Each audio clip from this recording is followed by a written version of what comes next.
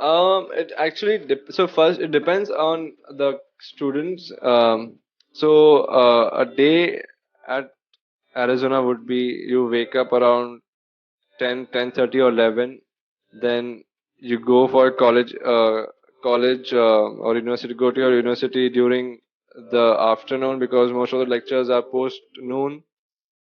Then you stay at the university till you know maybe 6 or 7, and then you come back for dinner, which should happen actually around I would say 10 or 11, and then you again start working on your projects or assignment and sleep around 2 or 3.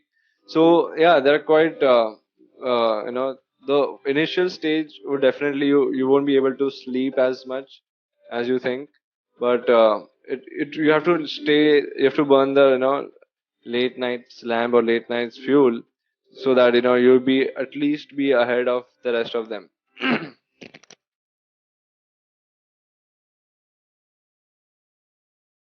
So it depends on your specialization. So at ASU, when I was there, I believe you have to take 4 to 5 subjects or 4 to 5 courses to specialize in something. So that was your core, and rest was electives. And for general CS, there is no such as core or elective. You can take anything if you want.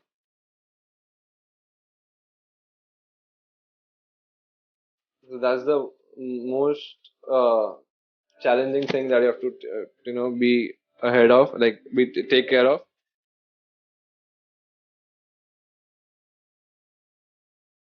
I took all the courses from CS, but I heard people taking courses from IE and business school, and you're just allowed to take one subject max. That also requires a lot of talking with your advisor, and you have to write some special, what do you say, form, fill in some special form for that.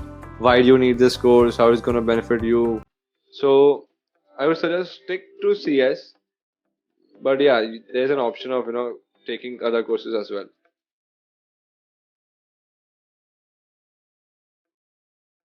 So it depends on the project. So every project would be having this sorry, every course would be having this breakdown given in their first week.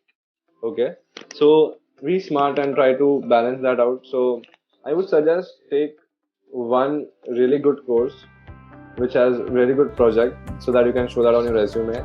Take a theoretical course which you can get good score in, okay, and at least get an A or something, A minus. So that takes care of a GPA. And take a medium course which has assignments, things like that. So this will every week which will keep you busy. The theoretical thing would keep you busy because the assignment would be also theoretical. Whereas in the third course, which I'm talking about, assignments would all be also having what do you say, technical programs or tools to be used. So balance your semester like this. First is theoretical. Second would be an assignment course, like it has good assignments, and third would be a good project course.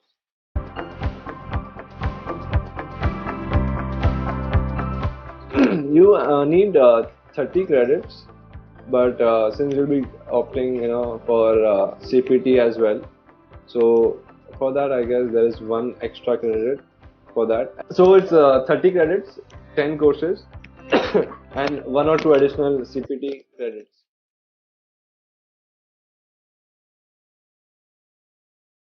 So same thing, right? Take one easy course, take one course which has balanced of assignment and project, and take one course which is good in projects. Because you don't have to take easy courses just to increase your GPA, because at the end you'll feel like, okay, we have done nothing, and it's a waste of time and money that you have put in doing your masters. So you don't want that feeling to come in. So try to take. There's a trade-off between putting in effort and not putting in effort. So try to put in as much effort, like balance it out. Don't take too heavy courses because that will decrease your GPA.